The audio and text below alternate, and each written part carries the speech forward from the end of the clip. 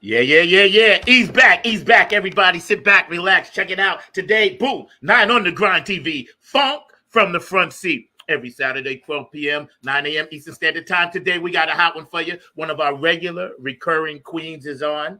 Jen Vanderputten is here. We're going to be dropping some serious knowledge about energy and everything that goes around the universe, how we can try to make this life a little bit better, more pleasant. How you doing, Jen? All right, how are you doing? I'm doing all right. I'm feeling it. I think so. I think everybody we were talking about that, how everybody's just feeling that energy dip. Yeah. And another one of your regular guests, Normia, my BFF, and she had a real dip recently and she was feeling it hard too. It's a thing. Yeah, it's amazing. We're going to chop more into that. And our producer today, Mr. Mark Lee, coming to you live from the Hayti Center. Today, I'm rocking, representing one of the shirts. I did this suicide walk out of the darkness last week. I Wow. played for Tony Cam, so I told him I would rock this shirt today for that organization, and we'll touch base on that a little bit too. But first of all, how are you and your family doing? Everybody okay? Everybody doing good? In general, we're doing all right. My dad had been in the hospital recently. He's getting released soon, gonna get some rehabilitation, but we're all just I've been telling people a lot lately, I'm hanging in there. I'm hanging in Yeah, there. yeah, I that's think what it that is. vibes right with the energy that's going on. It's just like sometimes you just have to it's okay to just tread water sometimes. I think that's all right. That's See, what you got to do. this is why I love having you on the show, and we're gonna get Normia back on soon too. I know she's Yeah. been busy, but when you guys come on, you always say something at the top of the show that triggers how I want to perceive the next hour and a half I spend with you. And tread water is a very apropos statement considering today we tread water all day because it's pouring rain out. So it's very well apropos. I'll tell you a story about this gentleman I met a little bit later, but it's something that I wanted to share with you and with all the people watching. You guys, please stay active on the chat line. You can go back and watch this show to your heart's content. Not on the grind TV. It's on YouTube. So please press that likes button and give us a thumbs up. And like they say, smash the like button because we need that, hmm as the young folks say. Hit But that subscribe. yo, right. So for our Yeah. audience first meeting you for the first time, just tell us a little bit about your background and how you kind of roll in this universe. My background, gosh. What a long and storied life. So, growing up, I moved around a lot. Everybody thought I was an army brat, but I wasn't. It just my dad had to go where the work was. He was of that generation where high school degree was okay, but like halfway through their careers, it wasn't enough anymore, and so he had to just go where the jobs were. And I always enjoyed math and sciences, so I ended up getting a degree in math and computer science. I've been a software engineer Whoa. I'm also some of us sometimes have a second career as we get older. Mine is I'm working on writing and science fiction and fantasy, so that's going, my goals to be to publish at least one novel. Um, and some years ago, I stopped working full time. I do part time now on my own business, freelancing. Mostly because my youngest son, who's autistic and has ADHD and anxiety, a whole umbrella of things.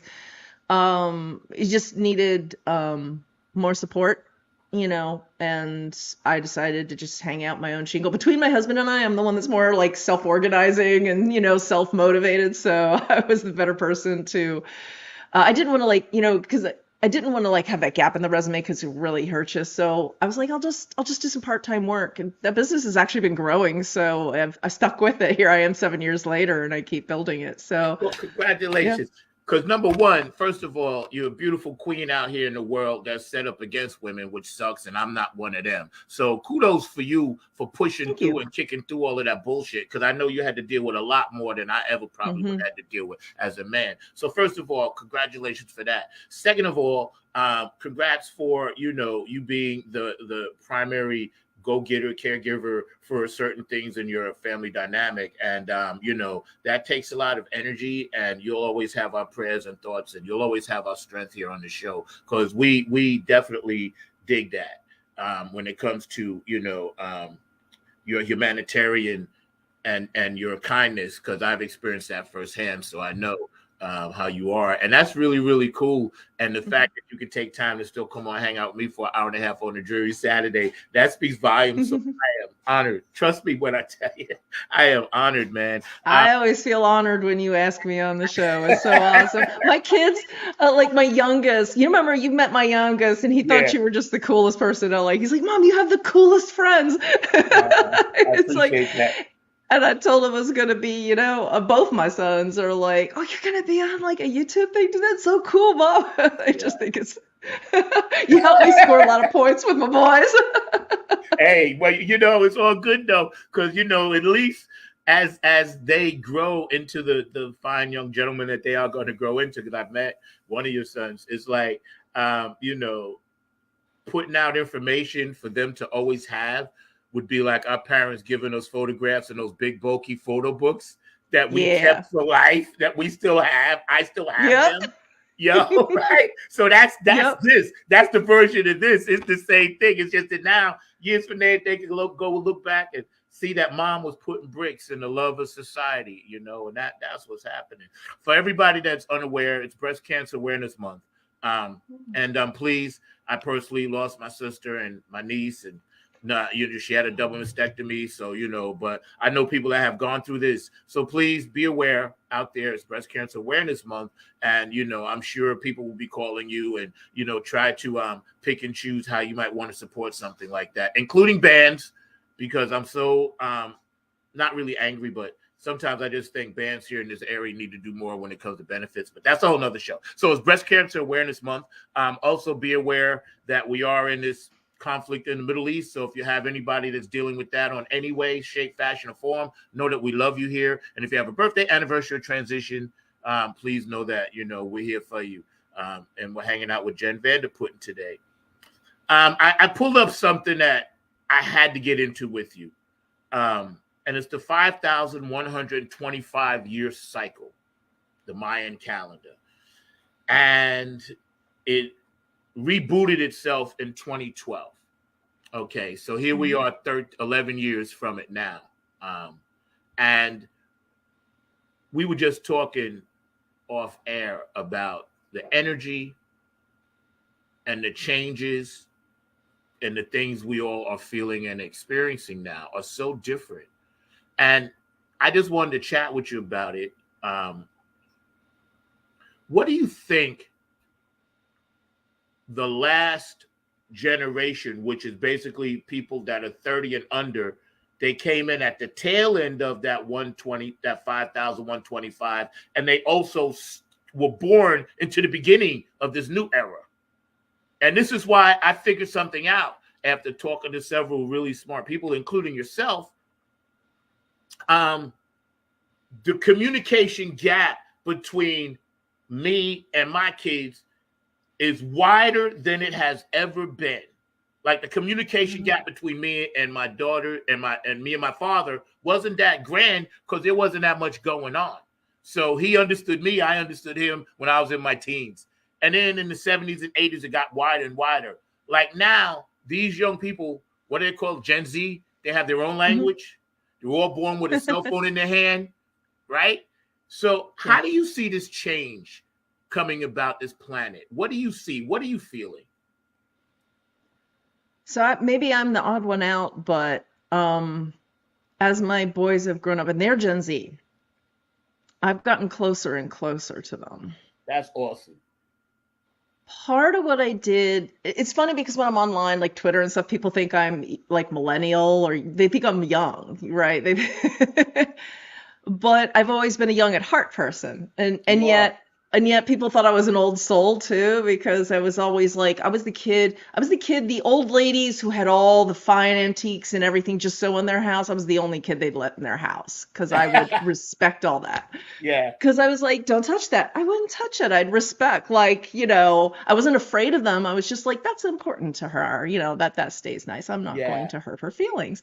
And so, I have this weird mixture. I've always been a weird mixture, arts and sciences, both. I'm Yes. strong in both. I've always been this weird, um, duality of things. When I was going through the stuff with my youngest son, where he was having, difficulty at the previous school before we got to the better school, one of the things that the psychiatrist helped me understand was how to do a better job of understanding him. And, it's different than understanding another adult, because adults, most of us have the ability to communicate what we're feeling. Eventually, it may take us, some people are more, eloquent and can describe it more quickly. Hmm. Others need more time to describe how they're feeling, what they're going through. But you'll get there, and you don't have to put any effort on your side. You just have to listen. Whereas children are still learning how to communicate. They're still learning how to identify their emotions. And autistic kids can sometimes have even more trouble identifying and articulating their emotions. So I had to learn how to go the extra mile to bridge the gap and understand. And one of the things I learned was your initial reaction, always be skeptical about your own initial reaction to what somebody's saying. So wait a minute, why are they saying that exactly? Is it what I think, or is it? So you ask more questions, and you do, um, that question and answer, like the ancient Greeks used to, right? The Socratic method. Because you're trying to understand. And I think there was back in, I think, the 80s or 90s, there was a popular thing called the Franklin Covey, and he said, seek first to understand and then be understood. And that's something that stuck with me a long time That's too. deep. But it really came to a head when I had a child who didn't want to live anymore. And at that point, I had to find out what was going on in his head in order to help him get past that and feel hope for his life again. And I'm still seeing is generationally, Gen Z doesn't feel that there's a future for this planet. And I think Right. that's why they've checked out. Yes. Yes. And I think we have to, again, I think like we really have to seek first to understand and then be understood, because when you've listened to them, they will turn and give you their attention once they feel understood. They need to feel heard and understood. And it can be hard because Gen Z is also like, what's the point? So it can be hard to get them to have that conversation. But I think you find if you just start with, well, just let them talk about the things that they actually are interested in, even if it's video games or whatever, enter their world and understand their world. And then you can move the conversation towards how they feel about the future. And with my sons,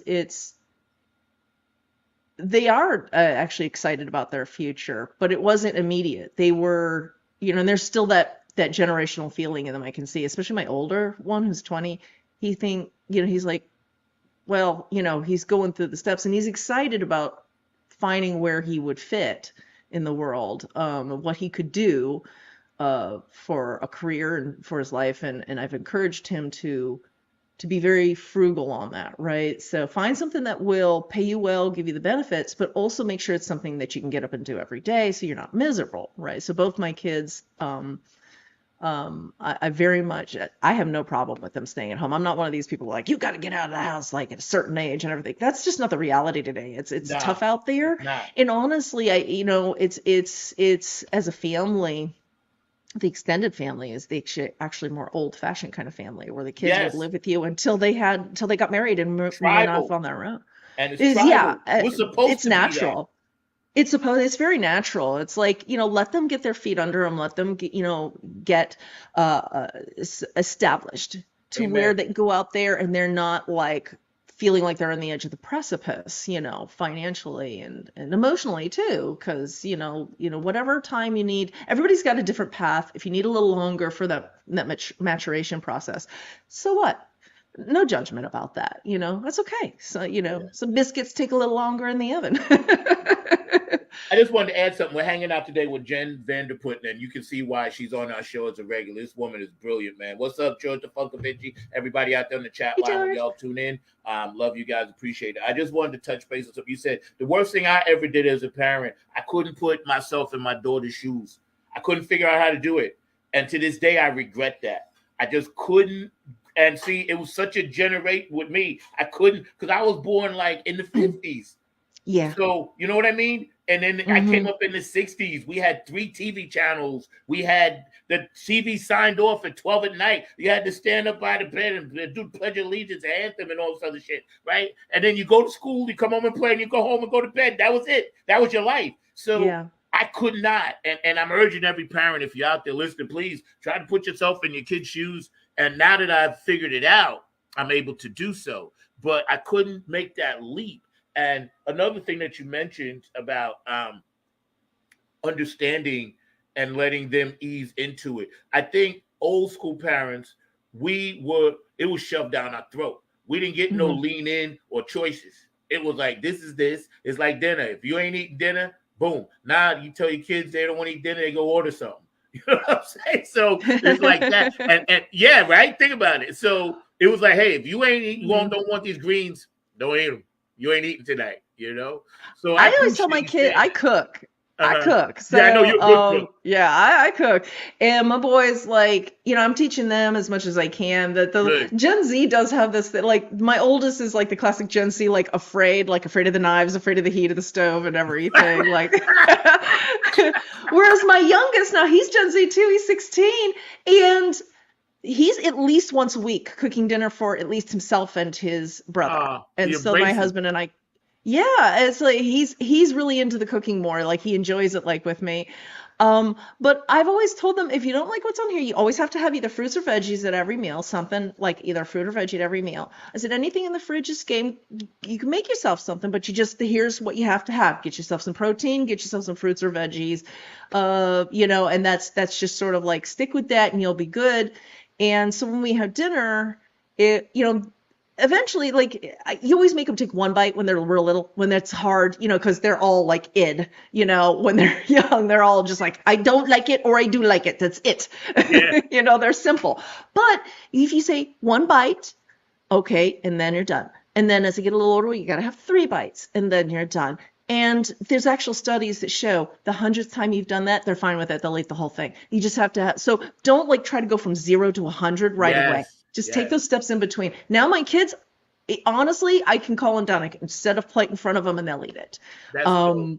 They're fine. Yeah. And I'm like, hey, leftovers are always fair game. If you don't like what's here, then feel free to warm up yourself some leftovers, make yourself a meal as long as it's balanced. And then whatever's left over from this meal becomes another set of leftovers, whatever, but I just taught, them to try to be like frugal, like don't waste. Right. And my boys actually, they really like the home cooking and, so they don't do much in the way of that. That's good. Food. See, because I met your son, right? And I could tell by just hugging him, his energy, his field around him. You're giving them this thing that not a lot of parents today are doing, because you're allowing them to breathe in that technology. But then as your environment that you have them in gives them a sense of old responsibility of the trial thing. And that's what I want to allude to, because we are losing out a whole generation of people because we've simply cut ties and can't, like, I'm fortunate. I'm in the music game. So I get a chance to understand, hear, talk to, vibe with. I get it. I'm fortunate. Like you, I have my own. Oh, thank you, Mark. Way to go. We got your logo up at the top there. See, this is why Mark's a good producer. Oh, there we go. There we go. Now I got to buy him lunch. He actually did some work today. And George, I love what you said, because, and I think this goes back to what you say in the tribe. And we used to live closer to relatives. So you'd have aunties and uncles and cousins and grandparents. And you could run down to grandma's house. And you know what? Honestly, that's a great thing because sometimes you just need the kid needs to get away from parents and siblings and just have that time with somebody else. I used to like when I was growing up, it was not uncommon if a kid really liked you, they'd adopt you as their grandma or as their auntie or uncle, if they just really loved you. And the adults were always like, "Oh yeah, I had like three grannies. I had a Grandma Marie, because she just loved me to death, and I was like, "Can I call you Grandma Marie?" And she's like, "Of course you can, darling." And I might as well have been, born of her own children because and so as we get more disconnected, we're working longer hours, we're more exhausted. We're not making those connections either with kids. It doesn't even have to be your kid. It's just like in the neighborhood, you have a good relationship. Of course, you always just have a good relationship with the parents so that there's trust, but, and so that too, what those parents, their likes and dislikes and what their general vision or ethics and things like that, are for their kids, and respect that. But other than that, the kids in my neighborhood, I'm like, come on down and see the chickens whenever we got chickens, they can come and see the chickens and they like to come over and see Jen's chickens. When we think about like the comment that George just made, where he said if he didn't want, particularly that night what his mom was making, he could run down the street to grandma's. That's so dope because that's the reality of how we used to be. Didn't matter where you were. Yeah. You could kind of do that because it was a tribal thing. This is why I'm constantly trying to like I guess encourage younger people that I talk to get more out of their cell phone and more into people, because I think we're missing that. I see a lot of people when I'm driving, I'm working Uber or doing music, whatever. I've seen people at concerts, like at the concert, taking a thing of the concert, and you like right there, and I'm like, why did you go? If you didn't want to see the live human being, the only way you can accept that experience is through a two-dimensional thing. So society, listen up. They're dumbing you down. They don't need to put you in the mindset to where you can physically see the live person standing there, but you can't accept what they're doing until it loops back at you in real time on a screen. See, this is a disconnect. Yep. This is why I wanted to get deep with you today, because we're down that rabbit hole. When you see concert goers, and other than your veterans who are hanging out, me and my lady, we veterans, love you, boo. But when you see all these people, they got their cell phone out and they just want to record the moment. But I'm like, you at the moment, you are part of the moment. Yes. Be in the moment. You don't have to replay it back to get a feeling, because now you've missed the moment. Yeah. It's so stupid. What are your thoughts on that? So yes, absolutely. But as the adults, I think we have to find a different way than we used, because the environment, I grew up half and half, right? The technology started to emerge. So I'm Gen X, and technology started to emerge in the middle of my lifetime while I was still young, and it was easy for me to adapt to, but I still had that solid footing under me from having, a childhood that was free of those distractions or those balls and chains, and because it can become a ball and chain on you if you let it. And my kids, they fall into that category, yes, but as they're getting older, they're maturing into a better view of this. Like, healthy to have some of it in your life, also need to have some of that, getting out. And yeah, me too, George, me too. I used to have the whole thing in my head, and now, it's part of that could be age for me, though. But I think, at the same time, I don't want to fight too hard, because a kid can feel like you don't understand like their world and their life and their reality. So I think, it's Mia, Normia's on. What I did is I didn't want to condemn it or make them feel guilty, because I didn't want to give them an unhealthy relationship with this whole thing. Yeah. So I was like, okay, what do I have to do? And I came to the realization as they're getting older that I have to just come with them instead of saying go outside and play, and stop doing that thing. I need to go out with them. I need to take them hand in hand and show them. So in fact, yesterday my youngest was off of school. they had like a teacher work day or something like that. And I said, "You want to go have a picnic over at Duke Gardens?" And Normia came with us as well. Because I called her up. I'm like, "Do you want to come with us?" And it was like, she said at the end of that, she goes, "Oh my gosh, I needed this." We were all forest bathing, and just we felt rejuvenated, absolutely rejuvenated by being out there, having our little picnic, walking around the gardens together. And my youngest son is like, on the way there, he's like, yeah, this is the time to just leave the cell phone in the car and go Good and for him. enjoy nature. He's 16, so it's, I didn't have this attitude in him when he was 10. Um, but I do now. So again, a lot of these things you just have to take your time and just don't be judgmental. Don't sound like, the don't be domineering about it. I think one of the things as humanity matures, right? Because humanity goes through its own infancy through maturity as we, wake up more to who we are in the higher level, the higher self, rather than that more base self that is still there. It helps us survive, right? And it makes us human too.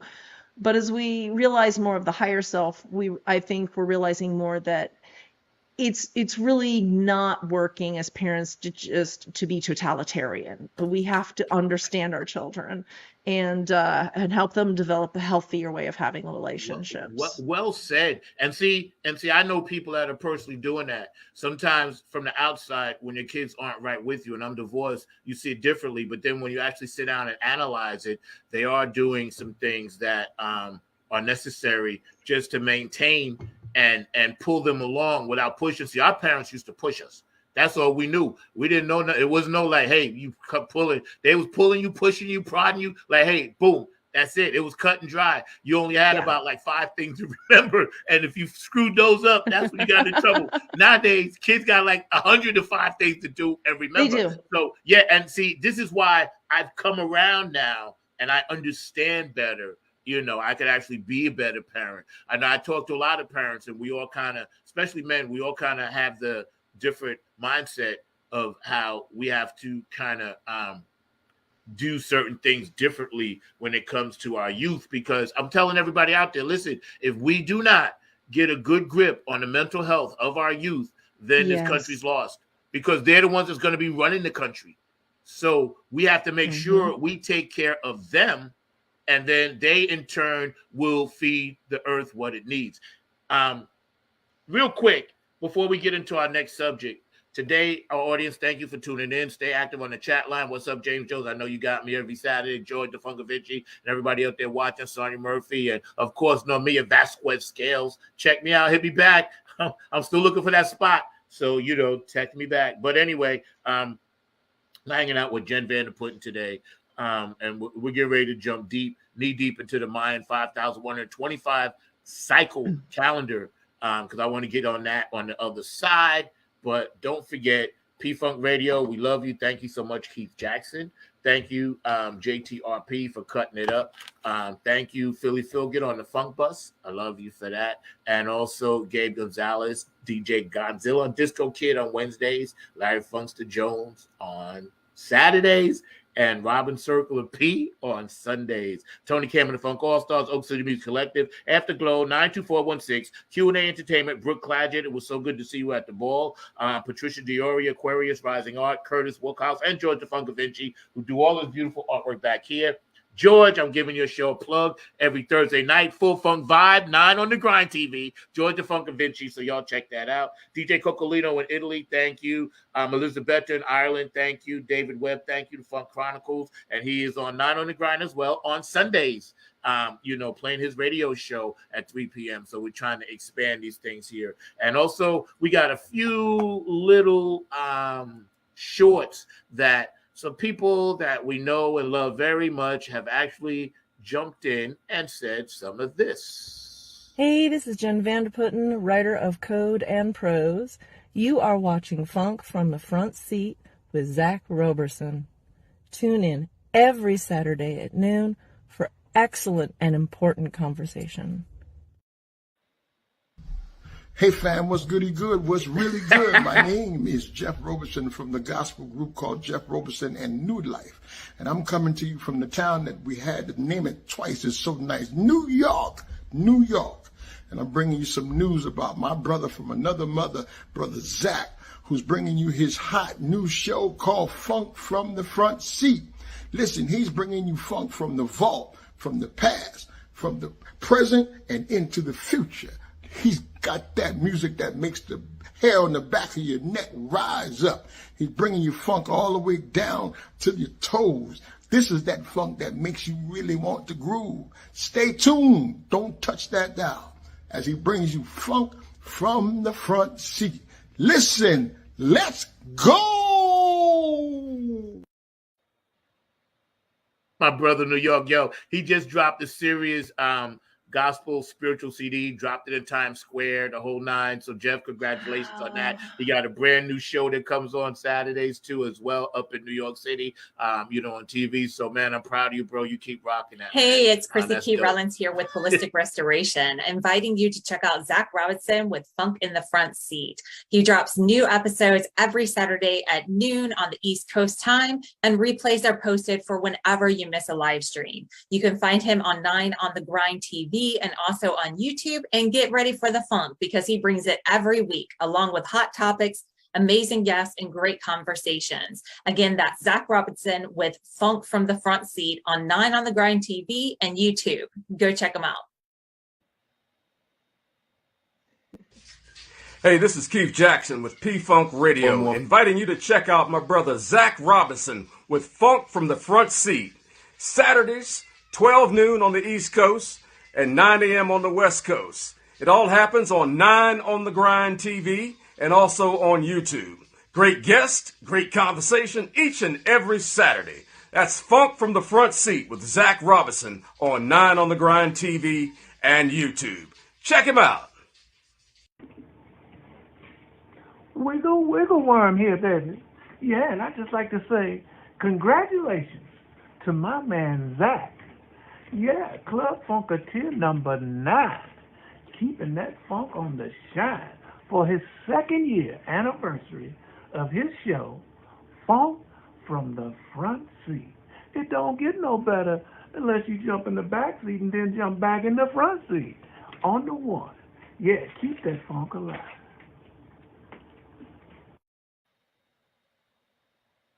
Because you get Bootsy. I pull out Bootsy only for special people. So you're special on that. You high up. All right. Awesome. You're Bootsy Queen. So you get Bootsy. We're hanging out on the other side. Thank you for watching. Thank you for staying tuned in. Jen Vanderputten. Happy birthday or happy anniversary to you. And if you lost somebody, God bless you. Transitions, we know how they can be. We experience them all differently. It's Breast Cancer Awareness Month. So I know this has touched at least everybody in the audience somehow, some way. So let's keep that in mind. Some of the things that you just said before we jump ahead, man, about seeking first to be understood rather than try to, seek first to understand and then be understood. Yeah, mm-hmm. that hit home with me, and I'm gonna take that one with me today and try to utilize that out in the world. But here's one thing I wanted to run by you.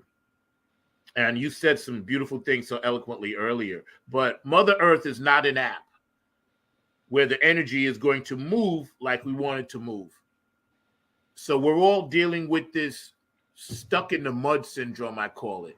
We all feel like we're not moving quick enough. Things can't move fast enough. Things we want to happen are not happening. What would you say to our audience to try to navigate some of that? I think we said at the beginning, right? Sometimes treading water is okay. And if that's what you got to do, that's what you got to do. And I think sometimes we have to forgive ourselves when we're not making headway and give ourselves the grace to wait until the time is right for us to make that headway. You need to find the ground under you. You need to get to shore first. So tread water, get to shore. And then you can get up and you can walk and you can run. So give yourself that grace. I think there's a tendency and I've seen it a lot, it's starting with the millennials, is, they seem to think that their life has to be like, there was a long time, let me back up here. I'm going to try to say this correctly.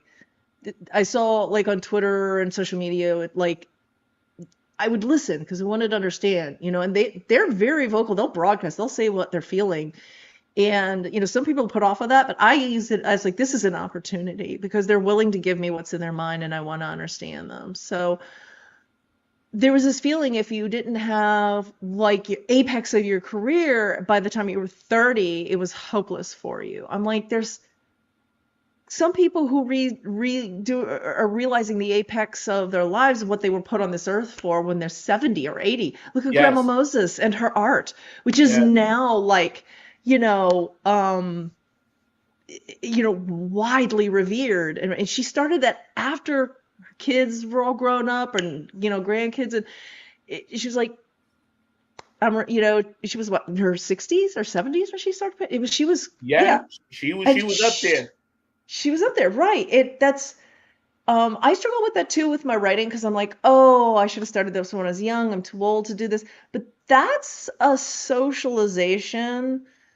And I think there's some of that capitalism, and that I think that's an illness in our society that we only value, these things in youth. When at every stage in your life, if there's something you want to do it and give yourself the grace to let it happen when it's supposed to. Just keep going however you can, but don't feel that you have to, have a milestone that, oh, I should have had this done by here. Now I'm a failure. Nope. It's just going to take a little longer. Keep going. Amen. I'm glad you said that. I'm glad you said that. Normia says Schumann's Renaissance is paramount, especially in our current state of affairs. Yes, it is. Thank you, Normia, for that. What you said is so important because me personally, when I'm looking at things or dealing with situations, people, whatever, I realized years ago, I can't be capping myself. I can't be just saying I'm at the mountaintop, then that's it. I got to keep pushing because there is no end to it.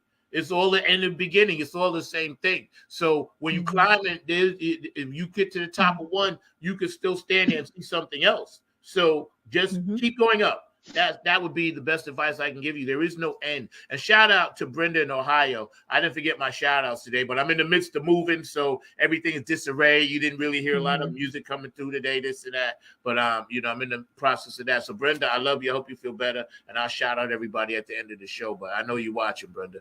I just got to keep moving forward and try not to get stagnant and try not to get caught up in the malaise of, we're stuck in the mud. Because I tell you, forgive yourself. Forgive yourself. Don't. And start by forgiving yourself, and then realizing that you didn't do anything wrong. That you have to forgive yourself just because you weren't making headway for a period of time.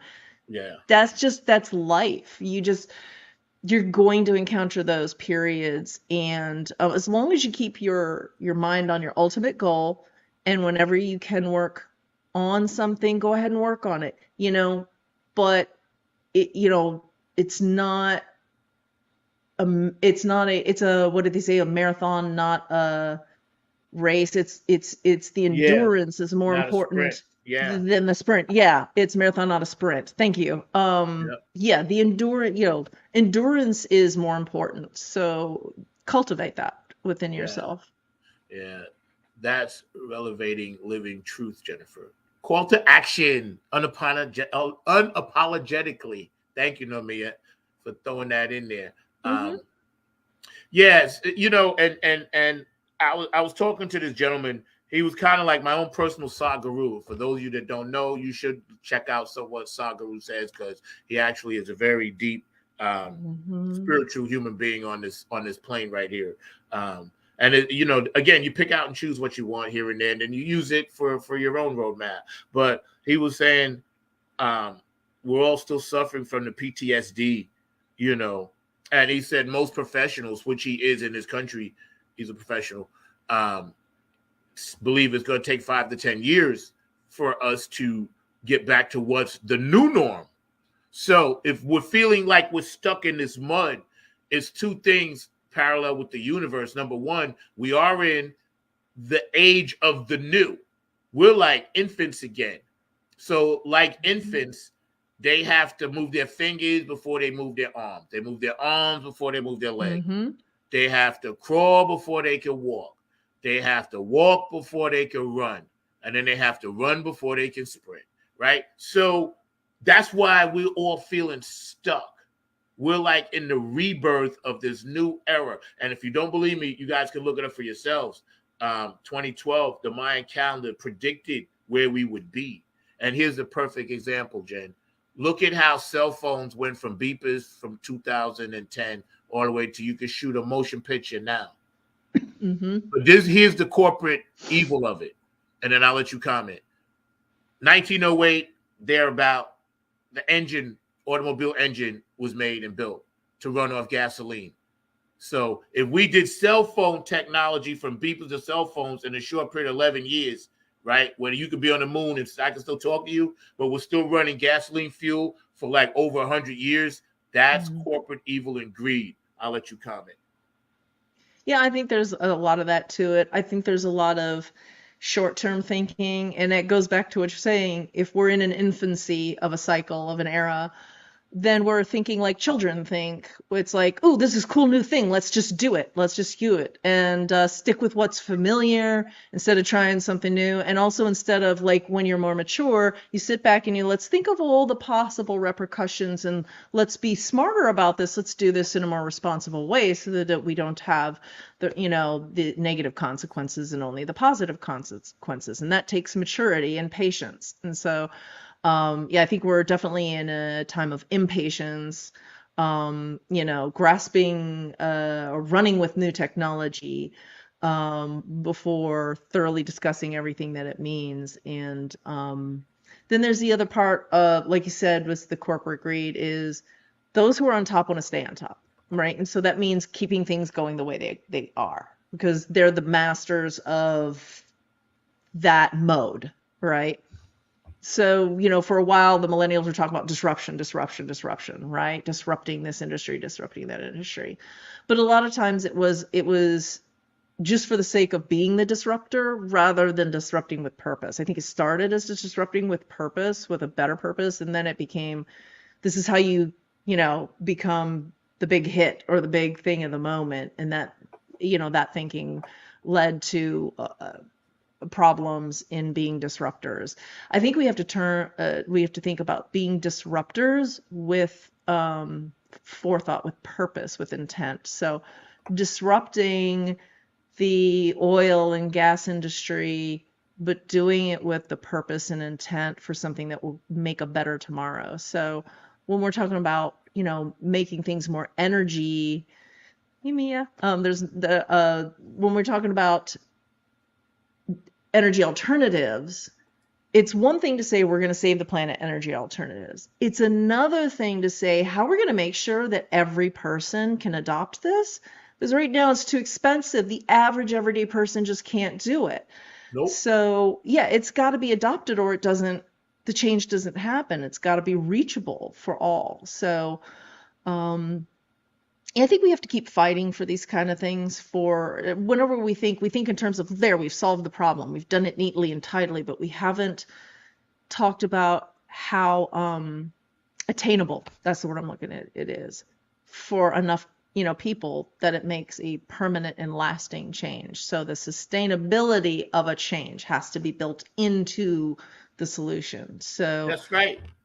And thank you for saying it like that because again, it's not going to happen overnight, right? This is what we have to come to the realization of. Like you said, in this infancy stage that we're in again, now it's all about technology. So like George said, pretty much, and we talk about this all the time amongst ourselves, our brain basically is a giant computer chip. So we're actually reawakening parts of it, using parts of it, linking up with the spiritual side of esocentric thinking and understanding that the pyramids, what the Mayan calendar says, what the Maharata says in India, what we're looking at now with these wars that we seemingly have to just be a part of, because as Chrissy Key Rollins says, this is the planet where chaos happens. We chose some of these events to come through and learn again, relive them again. All of this now is coming to a head. It's almost like that volcano that has all of this stuff, and there's millions more. Everybody got their own thing. You know what I'm saying? And we're all trying to be part of a greater thing and still do our thing. And so everybody out there that's watching, if you're feeling some type of way, I wanted to specifically do this show with Jen to talk about this, because you're not alone. Just know that. It's here, it's real, it's not alone. And the earth is not an app. So we can't program it to do what we want it to do. It's billions of years old, you know. And we have to, like Mia is always saying on her recalibrating the scales, we have to recalibrate because we have to get back into that symbiosis with our environment. We have to think in terms of symbiosis. It's the mutually beneficial relationships that we've had in the past when we were more tribal peoples. I mean, because across the world, you go back, however many years you have to go back, you find, I think there was knowledge that we lost along the way in the Industrial Revolution and modernization. You know, and there's still indigenous peoples who have this, and they want us to understand, because they know, because they're still practicing it, what that important relationship and those secrets are to you know, living in harmony and thriving. Sadhguru has talked about how there's, you know, microorganisms in the earth that help the plants to extract the nutrients and put it into the plants that we eat. And a lot of what we've been doing has been destroying those microorganisms because we weren't even aware they were there for a long time, or we weren't aware of what we were doing and how that was affecting them. And like in the past 100 years, I think he was saying something like 70-80% of the nutritional value in our vegetables and our plants that we grow, it has decreased 70-80% of the nutritional value. So the same carrot, like carrot now and a carrot 100 years ago, are very different. And it's because of microorganisms in the earth, not because of the minerals or anything, you know, not being in the earth, but because of that symbiotic relationship between, because it's, you know, the whole network of how our environments work, and every single thing from the insects to microorganisms to us and animals and plants. And even you mentioned volcanoes and things like that. And because that the earth breathes from within, and then it respirates back through the depth of the earth. And that's important too. So we have to allow these things to happen, and we have to support and nurture them, because humans are natural gardeners. We're just talking about that yesterday at the picnic. Humans are natural gardeners. We love to tend the earth. It's there. If you don't think you have a green thumb, think again. It's just because you probably just haven't had someone take you by the hand and teach you and learn. That's how, you know, that we'd pass that from generation to generation. Because we're the same energy as the earth. Yeah. We're part of it. Yep. Yeah. You're absolutely right. We're hanging out today with Jen Vanderputten, and we getting deep, and we're going to get even deeper. The earth is billions of years old. The energy on it is billions of years old. And just because we want things to speed up, it's not going to happen, because we're dealing with our energy, and we're dealing with the energy of the past, present, and future, because we are all as one. And I know if you guys think that I'm nuts, I'm really not. I've been studying this stuff. I am 65, going on 66. And this is basically what I study. I would have a thesis in it by now, I'm sure, of all the books I read and all the things that I'm just dropping knowledge to you guys about, because I feel it's important, because I know that this darkness is there. And everybody around me that I deal with that's a light worker like Jen knows that this darkness is there. You know, so just be aware of that. Life like navigating. And, go ahead. I'm sorry. I was like just thinking, you know, on the remembering back when COVID and lockdown, And for people who could be at home, you know, we really do as a group need to push back against the corporations who want us to return to the offices. And I know there's like, it's a complex network, like the people who own the restaurants and the businesses that we used to shop at when we were there at the office all the time. I feel for that. I understand that. But we saw how much Mother Nature bounced back when there was a lot less driving happening with the fossil fuels. So until Yep. we can replace every car with a non-pollutant burning thing, then everybody who is able to stay at home. And so there's a lot of people who can't, and that's fine. They're the ones who need to be out there. But people like me, I can do everything from home. And we really need to push back as a group collectively against the corporations and say, no, this is for our future, because even the scientists were amazed at how quickly Mother Nature could bounce back if she just had a chance. She only just needs a chance. And it's easier than we thought to give her that chance. So instead of feeling like it's hopeless, start thinking how hopeful we can be with a small change. Yeah. But across each of us multiplied across billions of people, that small change can become bigger. A huge right. change. And that's one of the simple, small ways. Like if we can just get, that is our culture of, if you can work from home, if you're able to, you personally, your job, all the things come together, then we got to push for, that becoming the way we do it. And we can do it smartly. We can relearn how to do work, that way. And push for getting rid of homework in schools.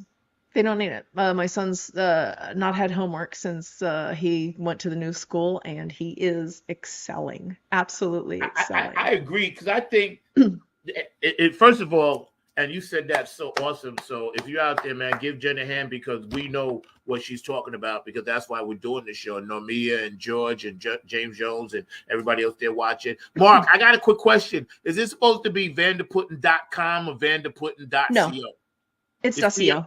See, okay, yeah. Thank you, Mark. See, because I was yelling at him in the private chat. Think that. Poor Mark. You did right. I didn't know. Yeah, so thank you, Mark. Good job. Now I owe you 2 lunches, but don't hold your breath. But after talking to this gentleman, and then I was watching the Danica Patrick podcast, and I'm trying to get her on. For y'all that don't know, the race car driver, Danica Patrick, has the dopest podcast ever. Oh, yeah. I swear to God. She has Billy Carson's on there, Dr. Stephen Greer's on there. I mean, this woman gets deep, and I'm plugging for her. Now, she's who she is, but I guarantee you, I'm going to get her on the show. I guarantee you, I swear to God I am. Cool. But I was listening, and she was talking about the forces in our life, energy combined, that with Mother Nature, and that we're going to win, but we have to embrace it.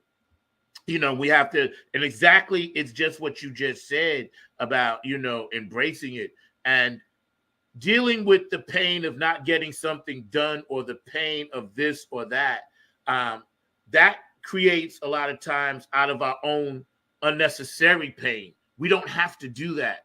Like if something bad, and I struggle with this all the time. This is why I see a therapist, because I'm always thinking about, damn, is this personally happening to me? Do I have to continue in that pain? So it's a way that you have to block that, use that energy and block it, and then just understand everything has a positive framework to learn from.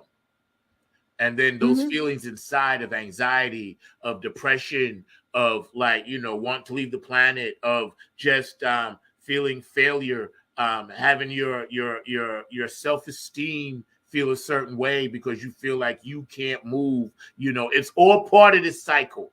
That's why I'm doing this show. I just want you guys to know this is all part of it. And I know you guys had to hear this today because, I needed to hear it. My audience needs to hear what I think, and my guest as well. And again, this is just our opinions, not Facebook, not StreamYard, and nothing else. What do you think about that, Jen, when it comes to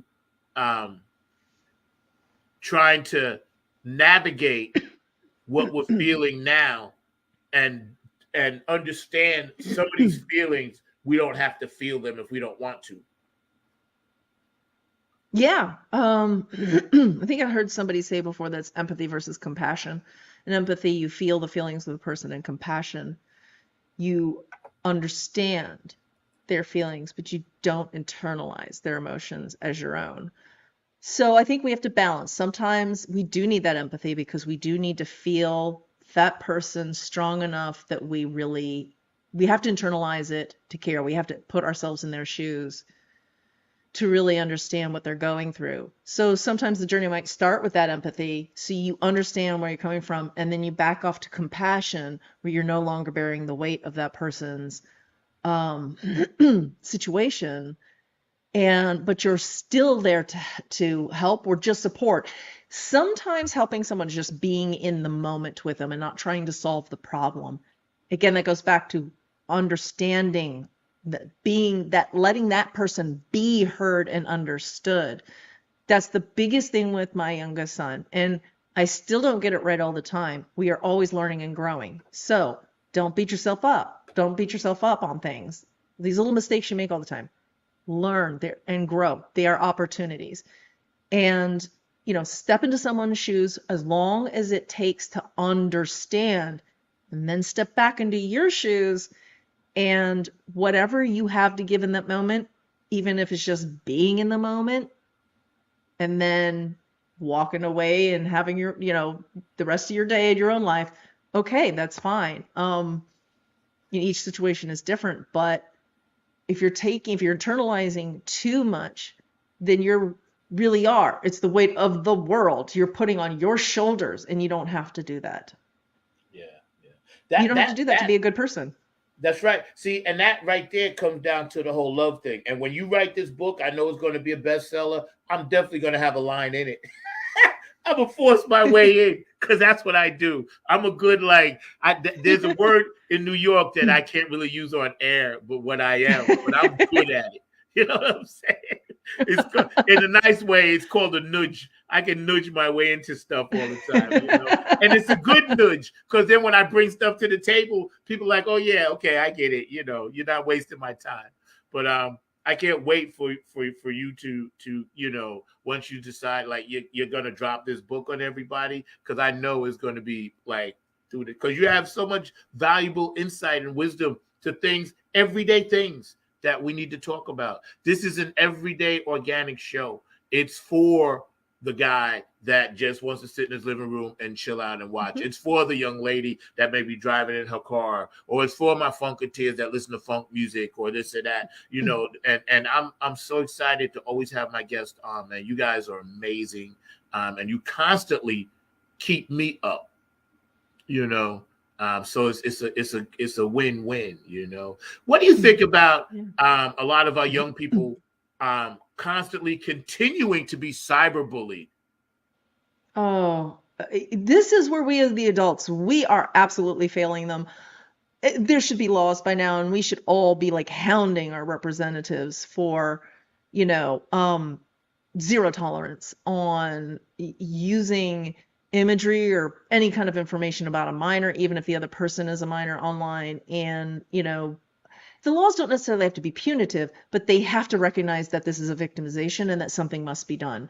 Even that if that is to step in and intervene and make sure that individual who's bullying gets the therapy they need to stop doing that, because that's probably coming from trauma in themselves. I believe in having more laws that say we're going to step in and make sure you get the help you need. Medicare for all and all that kind of stuff. I'm for it. I'm for make sure everybody can have a therapist if they need one, and make sure everybody can have a doctor if they need one.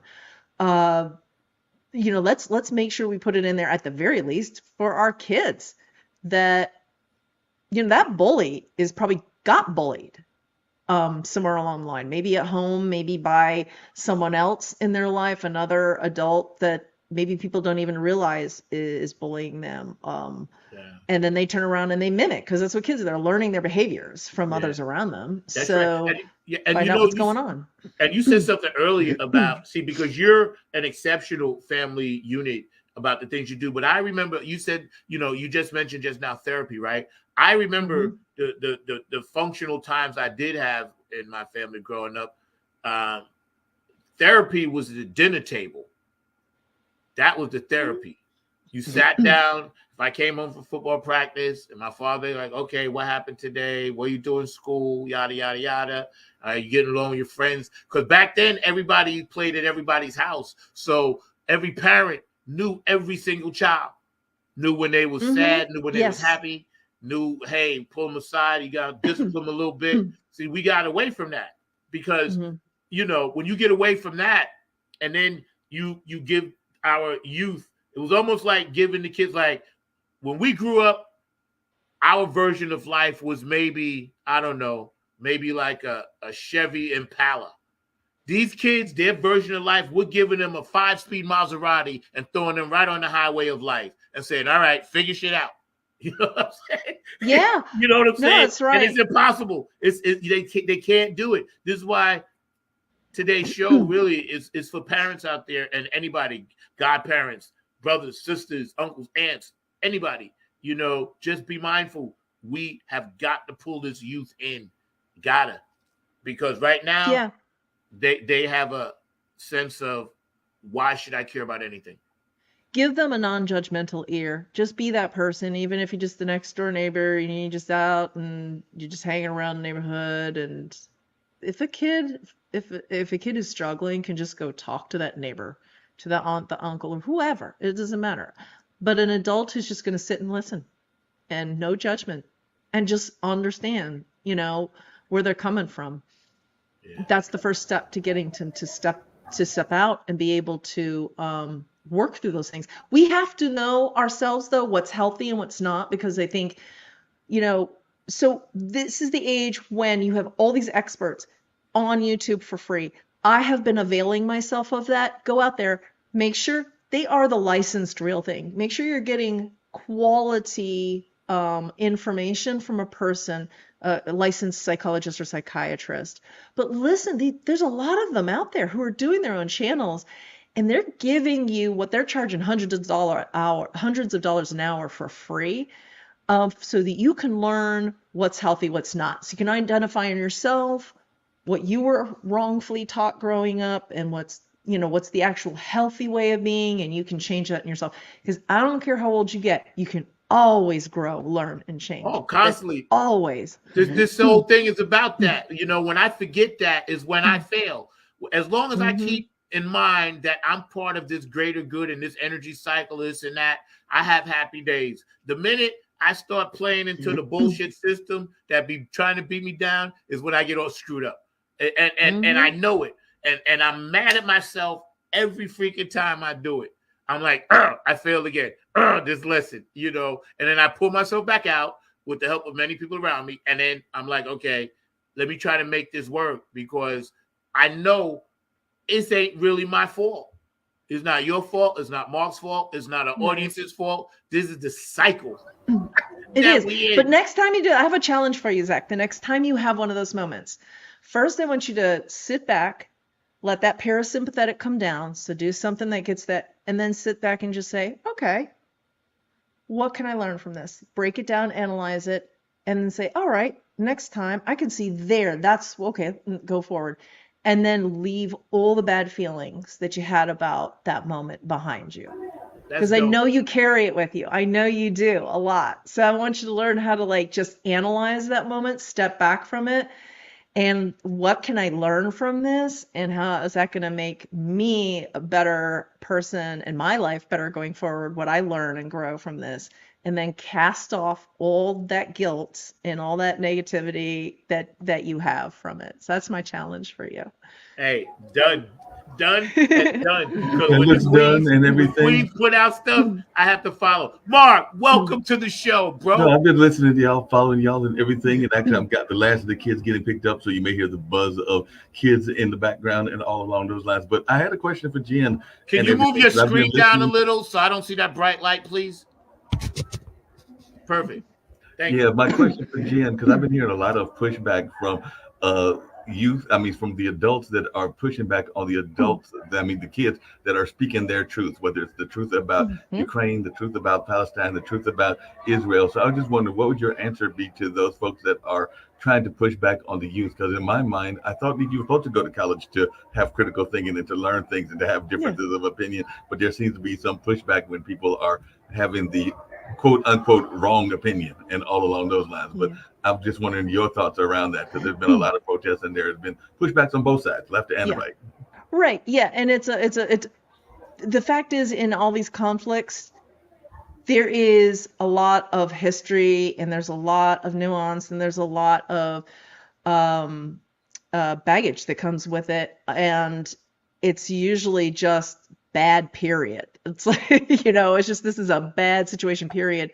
So what do we have to do? We have to listen and understand. We go back to that, seek first to understand and then be understood. So if you're pushing it back against kids, if you're an adult, as adults, we have the ability, because as our brains mature, we're able to sit at a higher level, that 30,000 foot view, and we have more patience. It's been shown that our brains actually develop the ability for more patience as we get older, but that can be overridden, right? And there's a lot of social, like I said, push for being faster, impatience in our society. So that social construct is, I think, inhibiting what, as adults and elders, our natural way of being is to sit back and listen and impart wisdom in pieces. And a lot of times, I like to use the Socratic method, which is when somebody says something and you're like, well, why do you think that? Don't answer with something definitive. Answer with more questions. Get deeper. Force that person to go deeper. And if there is a flaw in their thinking, you'll discover it and you'll be able to point it out to them. And you give them a, well, what if? And give them a what if that allows them to see what they're thinking, the differences themselves. And it makes them start to be a little more skeptical too, right? But they got there by answering questions instead of being told. Because when somebody's trying to get their truth out, they don't want somebody just negating it and then just telling them and being, they're not being heard and understood. Use that Socratic method. Ask, delve deeper, sprinkle in your own wisdoms as you go, but keep delving deeper and letting that person reveal. And you'll get them to see more of your side when you're taking that journey with them, but you're allowing them to be heard. And I guess I think everybody can, that's a skill that if we all learned, we will arrive at better conclusions and less anger and hatred. I got a question for both of you. That's awesome. I got a question for both of you. What do you guys think about, because you mentioned, doing away with homework and stuff like that. What are your thoughts on real homeschooling? What are your thoughts? Mm-hmm. I'll let Jen go first. Yeah, I mean, homeschooling isn't what it used to be. And actually, when it first started, there was recognition from the public schools that some kids just needed that home environment. The school environment was too much for them, the wrong structure for them. And because the whole system can't change, the public schools were actually very supportive of homeschoolings very, very early on. They would provide a lot of times, resources. You could go in and ask the teachers, and they'd even give you a lesson plan for the whole year. They're very supportive. Then along the way, we did get, there was a group of people who I think infiltrated the homeschooling culture. And while they may not have been the majority, they were loud. And they brought, I think, some unhealthy, behaviors and ideologies into that space. And it gave homeschooling a bad name. I see homeschooling now is yet again different, and it's going back to being very community-based. And I see a lot of people, like, when you're homeschooling, it's not like I'm sitting there and I don't know what I'm doing and I'm trying to teach you. There's an awful lot of people who are homeschooling who were educators, or they're going out there and they're finding former educators who are just holding their own classes. And you sign up and you pay like $100 or whatever, or a few $100 for that semester or quarter or whatever have you. And that person who does have the credentials is teaching your kid. It's just, you're able to pick and choose on your own. And there's also a lot more in the way of resources, easily attainable quality resources like Teachers Pay Teachers has a lot of quality resources. You can get a hold of quality resources yourself now. So, and then even bigger picture is I'm seeing a lot of families in marginalized categories finding that that's the only way to get out of a system that was designed against them. So people of color and disabled, neurodivergent people, as a way of finally reattaining safe spaces and being able to teach appropriately and without that added oppression that still exists in a lot of our school systems today, and to break free from that cycle of waiting for them to actually acknowledge, that history and the way we properly need to get out of that and give all those kids the same true opportunity from the start. And so I'm all for it. I'm all for, I think we should, with school choice, start giving money to parents who are homeschooling. And I have no problem with saying, let's give those marginalized groups, because we can look at the numbers. You can look at the numbers. You can look, there's data. There's plenty of data that absolutely supports what marginalized groups are saying. This is not out of nowhere. This is solid. There's solid evidence for this. So use that evidence and keep gathering it to see the progress that you are or are not making, and go ahead and give money to those groups so they can make their own communities, schools, so they can homeschool or whatever they need to re-level that playing field and give those kids a genuine opportunity. So I'm a lefty, I'm a liberal, but I'm also for the, responsible school choice, right? I think we could make it responsible. There's a gentleman who used to be in I can't remember if the Senate or the House in North Carolina, but his name is Marcus Brandon, and he spearheads a lot of that stuff. He really has some great things to say on the subject. He has his head around it, right?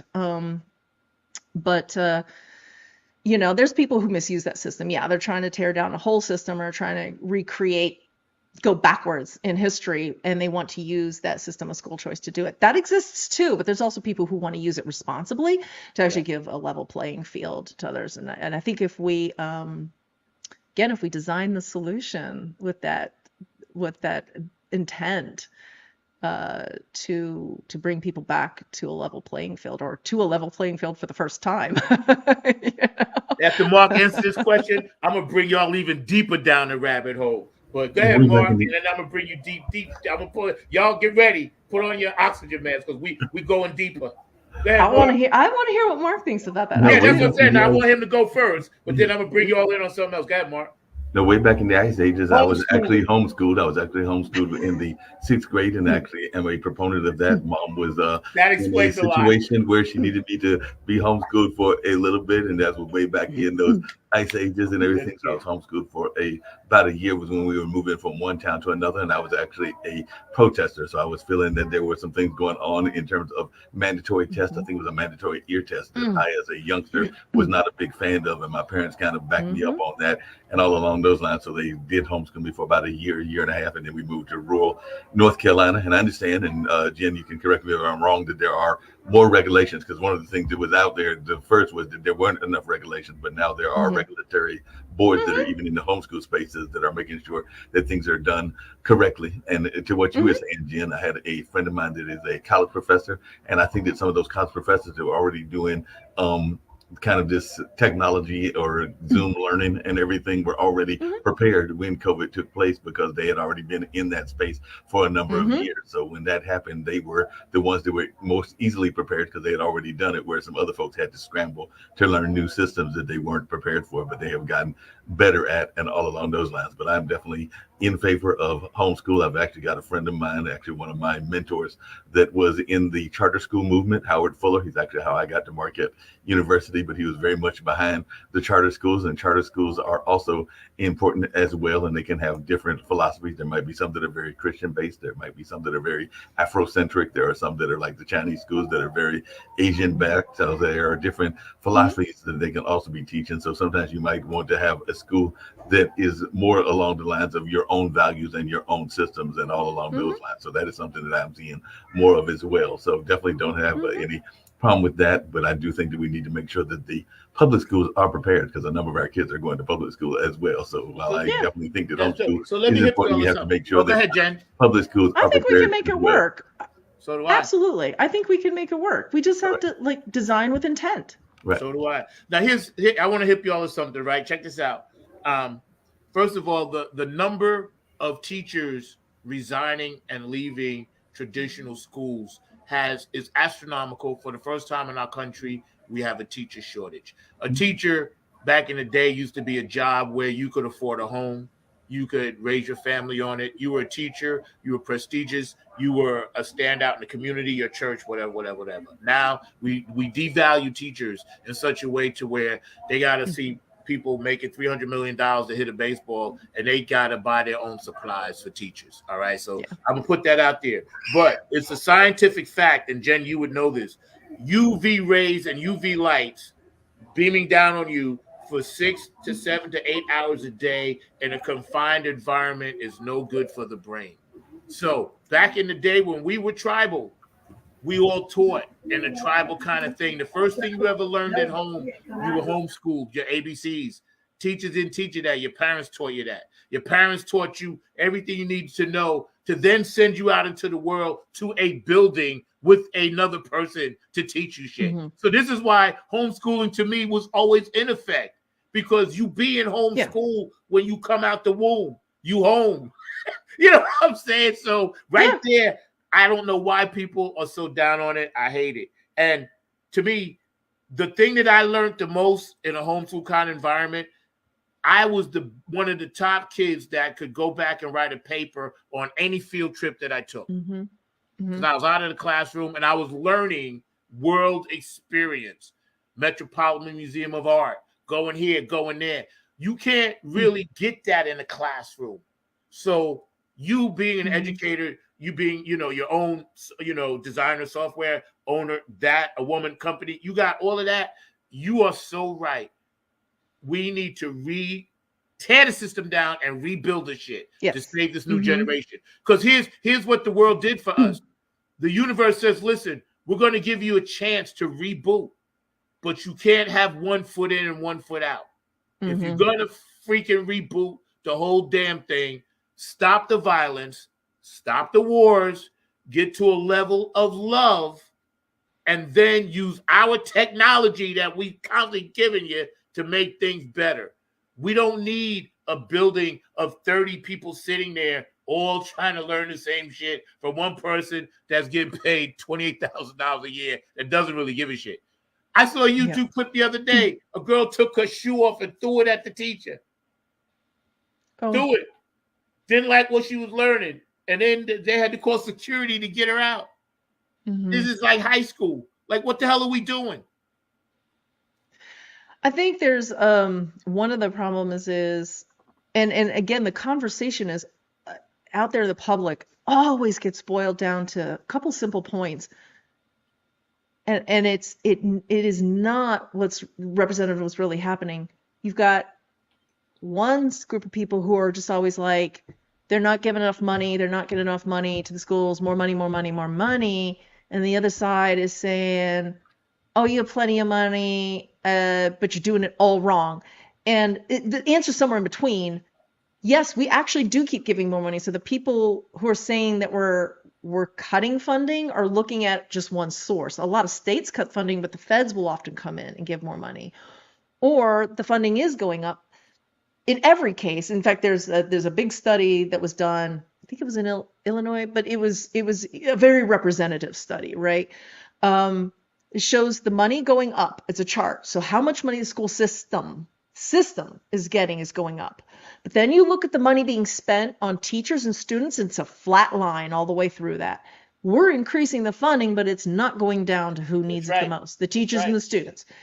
If we reapportioned it, you could have smaller class sizes. You could have more of the on-site psychologists, real psychologists, because that's another thing we need to do is we got to stop allowing schools.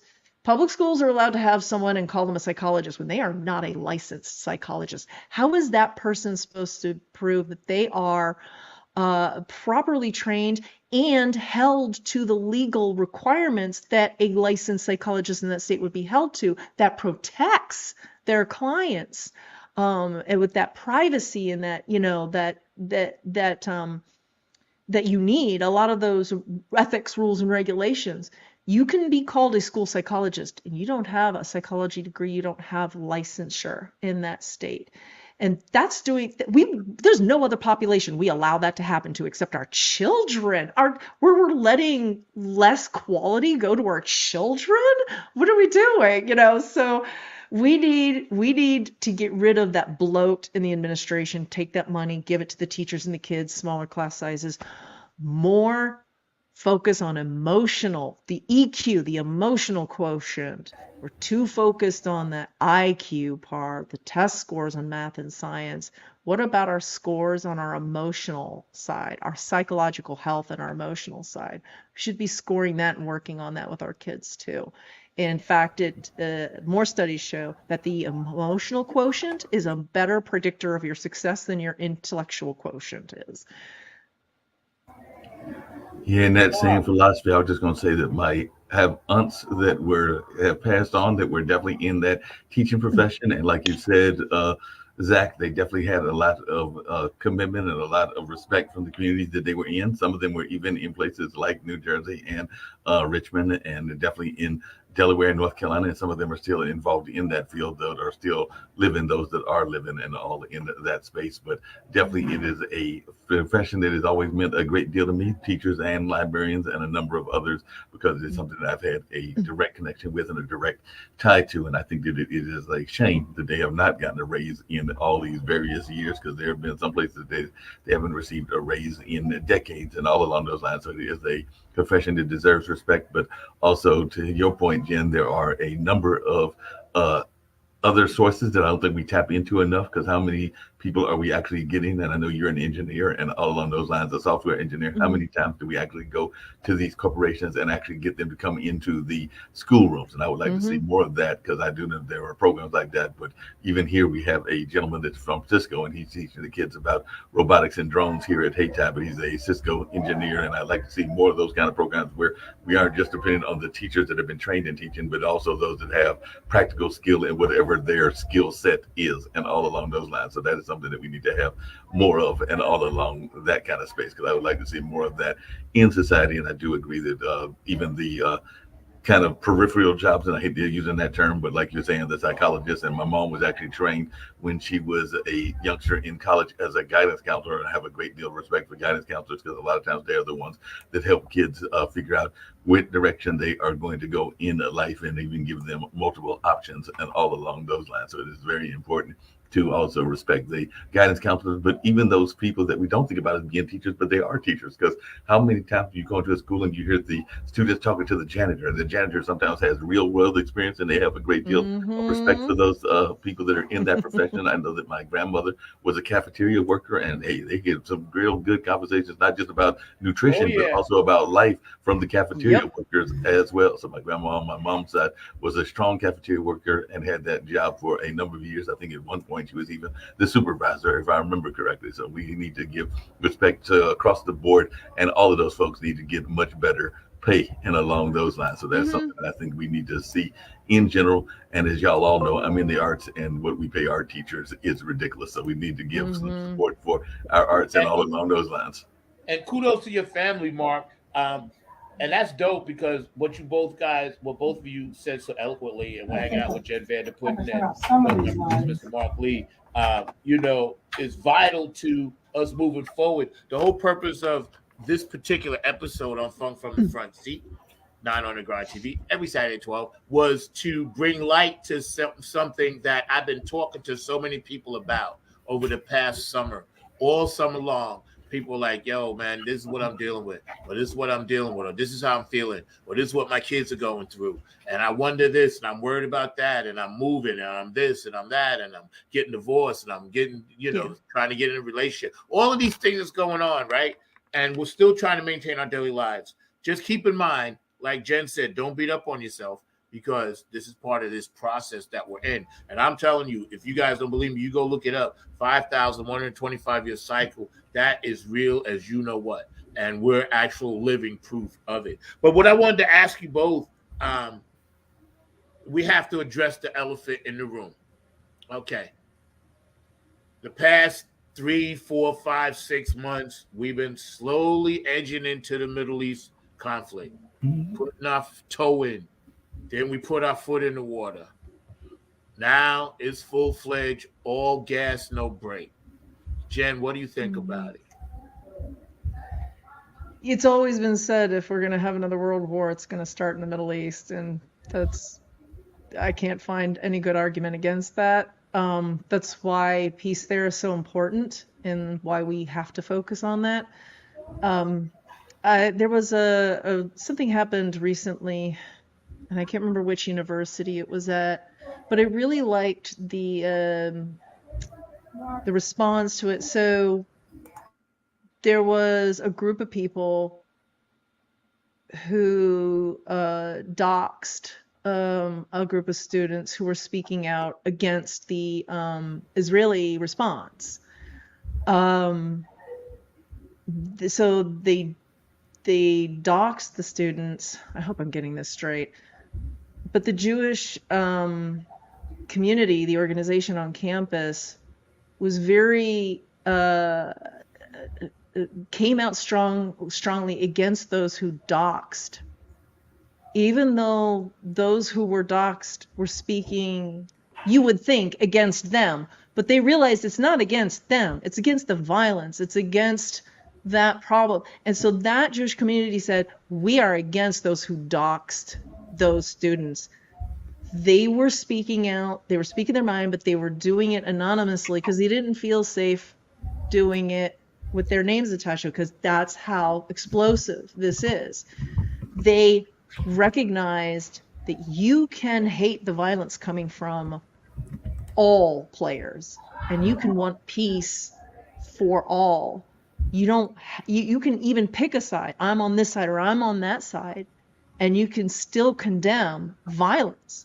There's nothing wrong with that. I think we need to stop thinking that once we pick a side, we have to be all in, that we can't be critical of our own side that we've picked, that we're on. And I'm seeing voices this time around. This is the first time I've seen with this level of aggression where people who have picked a side, like I'm on the Israel side or I'm on the side of Palestinians, where I've seen people speaking against any violence or hatred against those you would normally perceive as their enemy.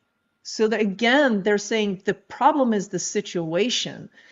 Most people are just trying to live their lives, and there are groups of people that escalate that conflict to violence, and they are not representative of the groups they're coming from or identifying with.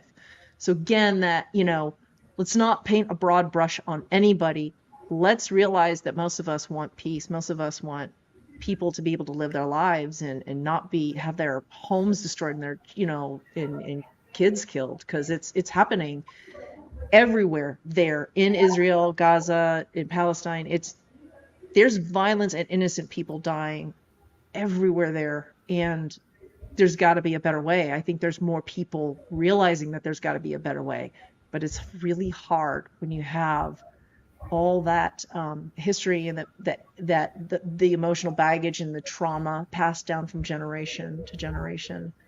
So hard to break free. I'm not an expert in how do you do that. To me, that looks like it's up above the clouds, and I don't know how it's done. But I think there are people who know how to do that. I would like to see their voices lifted up instead of the people who are just shouting, that other side is evil. The other side is evil. I would like to see the voices lifted up who say, we see a way out of this into lasting peace and dignity for all people involved. Because, the recent action of the Palestinians are told to get out. There's no way for them to get out. When even the UN is saying, and other organizations who normally remain somewhat neutral are really saying, if you want people to get out, you've got to give them a way to get out. You're just locking them in a cage that's getting bullets shot in it. So, these are just everyday people. These are just people trying to get them and their kids out and live. Yeah. Yeah. Yeah, no doubt about that. I'm actually going to take a different bit of a twist on this and everything, because I do think that, unfortunately, there is the notion of war is business, and unfortunately, it is a war industry, and all along those lines. So there are a number of factors, including even in our own government, that are encouraging some of the war machine to go on, because that is how they make their money, and all along those lines. And I hate to put it that way, but that's just the truth of what happens in the nature of colonialism and the nature of some of the capitalistic things that go on in the world and everything. And even when people are doing the positive things that you are like talking about, Jen, and while Forbes and some other magazines covered it, how much did you hear and how much respect was given to the Muslim women that actually organized an interfaith? And yes, I did say interfaith, though it's Muslim, Christians, and Jews that came together, but you didn't hear that much coverage. It was like a footnote that was in the coverage, but they had organized a kind of a multi-faith peace vigil that was outside the White House, and this was like only 2 or 3 days ago, but we did not hear that much coverage around that because that doesn't play into the narrative, unfortunately. And there are some big interests, and I do not forgive Hamas for what they did. I think that was a very dastardly act, but let's be very clear. There are some forces in Israel that are of a more reactionary kind of forces that have had some history as well. So there have been some things in Israel that has done some terrorist acts as well, because they are our ally. We don't talk as much about them as we do the other side, because there is some of that goes on as well. So we need to be fair and not just paint one side as the sole demon, because there is definitely some forces even within the Israeli government. I'm not 100% sure about their current leadership, because I think that he's had some history as well in terms of his and all in that space. So he's had some negative history that is not being painted because we want to see them as a strategic ally. And I get that from a standpoint of the military and our alliances and all along those lines. But, you know, we have to be very real with what's going on. I was, and I know this is a different topic, but it's still in that same light of how do we address what's going on, because even in Australia, there was a major vote that just happened today where the Aborigines, which are the First Nation people, wanted to get more of a voice in their community. And that was actually voted down by the majority of the Australian citizens and all along those lines. And all they wanted to do was have a greater voice heard in the legislature. So it seems to me that that would be something that would be favorable, but there was a side of their conservative politics that actually went against that because they were feeling threatened by it and all along those lines. So it was. So let me ask you both this, and that's very well said. So let me ask you both this: in lieu of our conversation about elevating our mindset about love, how do we get conflicted sides to stop the violence and understand a violent act is in our minds violent because it hurts somebody? It's violent, but it's the same energy that we use to say do something kind, because energy doesn't know the difference. It only knows what we do with it, right? So how do we get people to watch this show more and say, listen, they're talking about love. Can we elevate stones and crystals? Can we elevate and stop having sides and just start having one? Because history doesn't dictate that. No, I've got a radical idea, and you might like this idea because I think it's something that we can all get behind. We can even include things that we all enjoy. This is definitely funk from the front seat, so I think the funk music community can get behind this. I would even argue that my blues community can get behind it. I would argue that my jazz community can get behind it. And I just came up with this idea right now, so maybe me and you got to get together along with Diego and figure out how we even get our Latin brothers and our Arab brothers and our African brothers and everybody else involved in this. But why could we not organize on a grassroots level a live aid type kind of concert, but it would be peace aid and all along those lines and everything along that line? Because you remember that live aid definitely generated a lot of conversation around the conversation of hunger, and it brought people from different diverse backgrounds into this conversation and all along those lines. So like I said, you know, I sometimes dream too big, or maybe I'm dreaming too big, but why couldn't we have starting right here in North Carolina, getting that idea of a live aid type concert? That's a great idea. If you can find, because I've been trying to do that since I've been here. But if you can find the people, I'll definitely perform at it. You know, I've been trying to get people here to understand we have a voice bigger than we think. But I can't. It doesn't have to be singular. I mean, if you remember Live Aid, on the same page, bro. Yeah, but I try.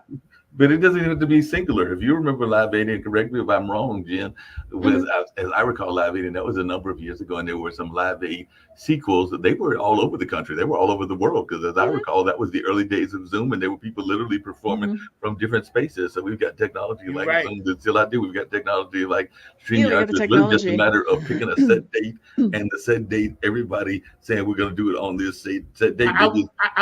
That's dope. I wanted to get Jen's opinion though on what I said before about trying to get everybody in the love mode.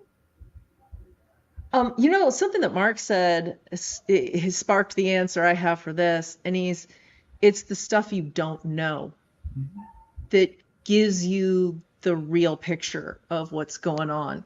And the stuff you don't know reveals the solution that those who are, keeping that information from us don't want us to realize, because it may end their reign of power, wealth, or whatever else that they're trying to keep in place by withholding that information. So, like I said before, elevating the voices who are speaking differently. We elevate the voices who say, we know how to solve this, especially, like you said, the Muslim women and Jewish women.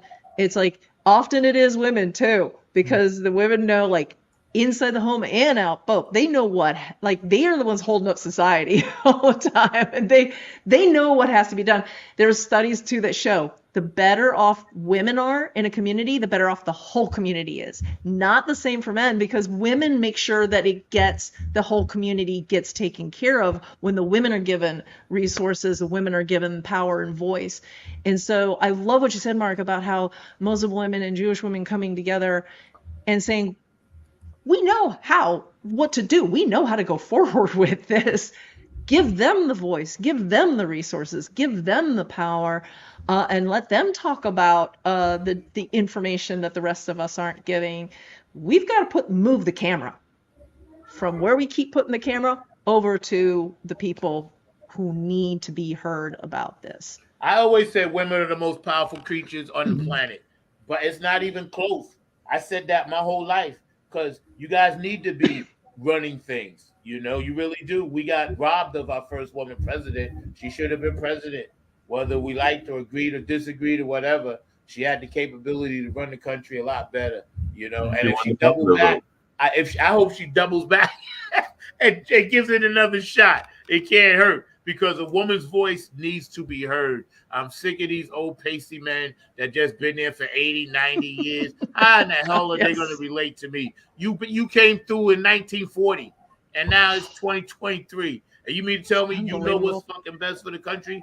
How's that possible? We are so sheep-like. This is why I'm a rebel. I soon fully expect to go out of my car to blow up and I'm in it, or for them to take me out, Men in Black, whoever. I don't really care, because I'm 65. So do what you want to me. But y'all are completely fucking up the system up there in D.C. And I'm going to say it just like it is. It needs to be said. There's a guy that's running as an independent. He's actually just pulled out. And I'm not talking about RFK in this case. I'm actually talking about a gentleman named Aaron Day, who I think is actually very much into the crypto space. And I'm not saying that I agree with everything that he is about, because he has some conservative views as well. But he is one of those younger voices, because I think he ran as a libertarian in New Hampshire and did run as a Republican for president. And he just recently came out and said that he is going to be running as an independent. So there is that independent voice. And who knows, maybe this is the first time we actually get a independent into the,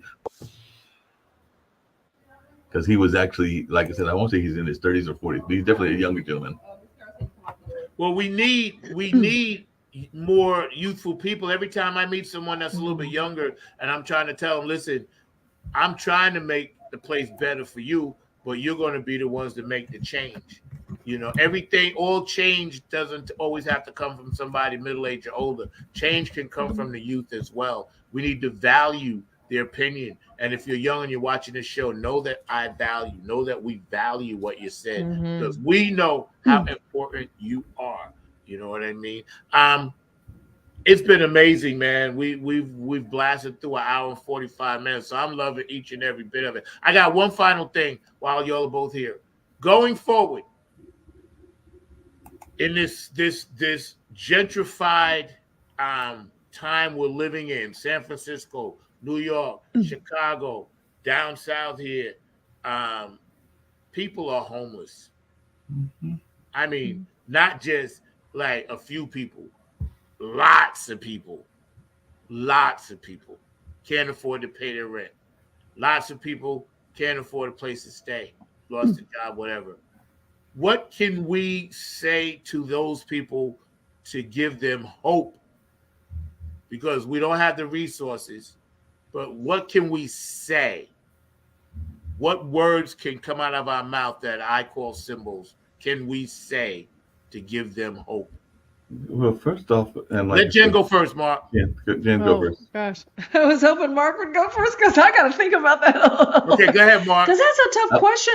How do you give hope to someone that's like, when in reality, the closer you are to just subsistence living, the less you can think higher, those higher thoughts, the more, because you're just trying to survive, right? So we have to acknowledge that, and we have to acknowledge the reality of the widening gap, the wealth gap, and the money that keeps collecting at the top, and the guts it's going to take to grab it up from the top and get it back down to the bottom, where it belongs. Because the health of the middle class equals the health of the nation financially. But every time you try to have that conversation through every era, it has been, it's hitting your head against the wall. And I don't know what to say to someone other than like, I see you, like you are seen and you matter, and whatever we can do, we're trying, but ask them. Maybe we'll use my Socratic method. What could happen today for you? What can happen for you and everyone in your situation right now that could just make that little difference? Just a little, not solve the whole thing. What's that first step? Yeah. And then we try to make that happen. But you got to ask the people who are living it. They're the ones who know the solution better than anyone else. I suggest everybody ride down I-40 and look to the right before you get to Cary Boulevard, and then a couple of exits up right after the airport to the right where those woods are. You see all those blue tarps in there? Those are now tent cities right here in North Carolina off I-40. 10 cities, not just like one or two people trying to survive. These are because I know, because I went there. But you don't even look at I-40, and I know that you are oftentimes running up and down I-40, but as you know and I know, there are some that are literally right in the heart of one of the most liberal cities here in Durham. There are literally many tent cities that are around the corner near Duke University, and Duke University is a prominent university, and there are some tent cities even in the areas near us. There are tent cities. I'm over at Hayti today, and I know that there are some tent cities because I see some of the clothes that are left out and some of the areas, including some overpass and underpass that are really near the downtown area. And I think I've mentioned it on this show as well as other shows, but I always resonated. It's kind of what Jen was just talking about with a artwork piece that my dad did years ago that still resonates. And if you go to his website, you can see it, but it's called Thoughts and Prayers. And it's definitely been a prominent piece here in this city and in this state, because one of the notions that he had was that people don't really, thoughts and prayers are important. Don't get me wrong. Spirituality and that connection to the Most High is most important in everything. But when you are in a need, you don't always want to hear thoughts and prayers. You want to hear action, and you want to get some solutions to what you are going through immediately, which is why he created the piece Thoughts and Prayers, because he felt that a lot of people were doing thoughts and prayers, and I'll just put some, I hope I'm not putting words too much in my dad's mouth, but as lip service. They were basically giving it lip, not actually doing the action behind it, because sometimes people need the actual action to go with it and not just some lip service to it, because you can give thoughts and prayers all day long and all along that line. And the other things I was going to mention, and I think you have talked about it, I've had several friends of mine that are in the kind of the space of being light warriors and energy healers and all along those lines. And one of the things that I'm hearing that is positive is that, yes, these are some dark times for a lot of us, whether it is around housing. And first off, the resources are there. Let's be very clear. How many empty buildings, how many new buildings do you see that are going up that aren't filled, and how many classes that aren't filled? So the resources are there to actually house the people that we are saying are unhoused. It's a matter of just having the wherewithal and the capability and the will. And it's very important to have the will to do it, because I guarantee you there is enough empty spaces just here in Durham and Raleigh to provide those housing for those people that we're talking about. But those empty spaces have to make themselves upfitted. They have to make some changes, and they have to have that very important word, will, in order to do it. But the other thing that I've heard positively, and this is my positive note, is I've heard several people that are in that light warrior space, in that energy space, that have said that, yes, these might be dark times, but we are on the brink of something that is going to be very positive and very light, wonderful, and all along those spaces. So I've heard that message from several of my living angels and everything, and they've told me that, yeah, you're friends and you may be going through some dark times, but this is one of those shifts in the universe that is going to be a positive shift in the universe if we can get through it, and all along those lines. So everybody that I'm hearing is saying that then the next few years, it will be a more positive change, and all along those lines. So I know that there's a lot of folks that are having difficult times, but I'm hearing from my fellow light warriors that this is kind of that storm before the rainbow comes, and all along those lines. So I'm hoping that they are right, and that is what I am hearing. I'm hearing y'all's prior conversation before I jumped in. I think that Jen and Christy Key Rollins, and even I saw that and I talk to her all the time because she comes here and she's in their chat conversation. Normia, that Normia has also had those conversations as well, that it is very much a new time and that we are on the brink of some very positive energy and all along those lines. So I just don't know if you're hearing the same thing, Jen, and if you're hearing the same thing, Zach, but that is something that I am hearing from a number of folks. I totally do. And shout out to my guy, Kevin Harrington. He's going to be our guest next week. So, Kev, I love you, bro. And you know awesome. how spiritual. Yeah, man, you know. And what's up, Dr. Brookenstein? Shout out, thank you. Appreciate you guys always watching. Today's show was about being a real, and we're going to kind of get into a little bit more of that next week. So y'all stay tuned. We're going to have Kevin Harrington on KHX Experiment. He's got his merchandise out, so a plug for my guy. But Mark, you said something very important when you said living angels. See, here's my thing. And this is just my opinion again. See, I know that there's a creator. I know that for a fact. Now, whether people believe it or not, or want to believe it or not, I leave that up to them. That's not for me to throw my beliefs on someone, right? But I do know also that a lot of the things we do here in this day and time with this energy in this space, we have to be aware that it's for the greater good. And I think that's when we get lost. Like this show right now is for the greater good. Yes, we're all individuals on it, but we're actually touching other people by the comments, and then they will then go touch other people. So that's my thing this year going forward. This is our 4th year of this show.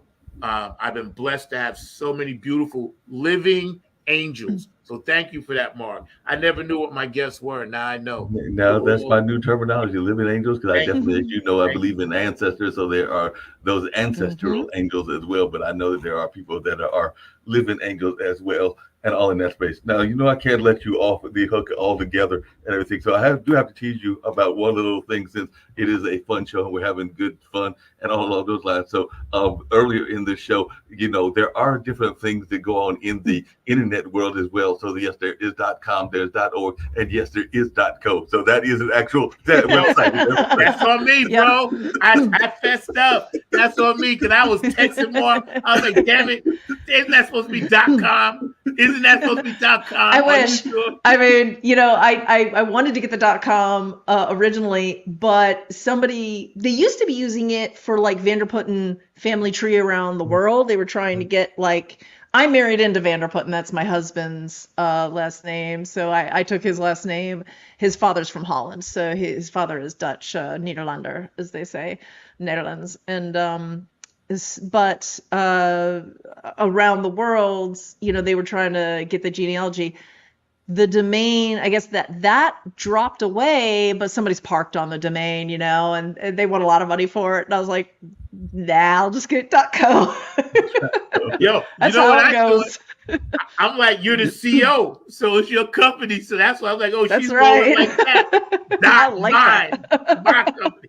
CEO, me. I'm the chief operator. I run this thing, but yeah, there's been a lot of them out there. There's .edu. There's a lot of these dot things there. Time you turn around, there's a dot something along the line. So there are a bunch of them. Those are new dots that are out there. But yeah, I just had to teach you about that, because we're like, wait a minute, he's been on my case this whole time about it's a .com mark, and I'm like, no. I double checked because I looked on the website. You did. Right. I was in it. I was on it. Don't think I was sleeping, Jen. I was not. I can't. It was bothering me. He probably cut it and pasted it right from my email. So I'm like, did. I was gonna say, if he got it wrong, it really would have been me that got it wrong. Yeah, all I know is as the host, I was on it. I wasn't sleeping on it because I was like, I hope she don't think that I don't see that. We're getting a lot of comms today. The chat is on fire. Dr. Brooker, thank you. Awesome. Kevin, of course, thank you, man. You'll be on next week. George DeFunca Vinci. I know we had James Jones earlier watching. A lot of people watch. We appreciate all you guys because basically we're all the same. Funk from the front seat. Everybody that's on this show or that watches this show, we are all the same mindset. Yeah, we all have little differences of opinions, but basically, you want to get up in the morning. You want to do whatever worship, ritual, spiritual thing you do, right? Get your mind right. Go into the world, do your thing, and then come back and then kind of just chill out. It shouldn't be this hard. So I'm telling you, it only feels hard because we're at the beginning of this new age. So don't fret, as they say. Like Mark said, like Jen said, like people on the thread said, it will be okay. Just keep believing in what you believe in. Like me, I know my personal relationship with the Creator. You know, I know my personal relationship with God. I know what mine is. So I encourage all of you out there watching, find yours because that's what it's going to take. Because as Chrissy Key Rollins always says, this is the planet where chaos happens. A lot of this stuff, no matter what book you look at, it's there. It tells us. Prophecies tell us. Revelations tell us. Nostradamus tells us. All of these people were gifted somehow. They didn't make this stuff up. This is happening now. We're in it. We see it. Society has changed on us. We have to embrace it, stop pushing against it, and make sure we stay in the light. I got to teach you about one other thing, and then I'm going to leave it alone because I know we're winding down on this show, but it's been a fun show and all along those lines. But I did see one of those futurists that had an interesting prediction. I'd love to hear what both you and Jen have to think about this, but there is a futurist that came out recently, and he said that speaking of holding on, that if we hold on for 7 years, that we can actually have immortality. So apparently he has a good track record because he had like about 90% success rate. So he's saying that by 2030, we will be in a state of immortality and all along those lines. And I don't know that if everybody wants to live all their life or live for human immortality, but there is a gentleman that has put that out there and has been very adamant about it. I think he came out like last week and he's a very well-known futurist, a guy named Ray Kurzweil. But yeah, apparently he's got good track record. I think he's got like a 95 or 93% success rate because he predicted the advent of the cell phone, the advent of the internet, and the advent of a number of the other things that are out here in this particular date and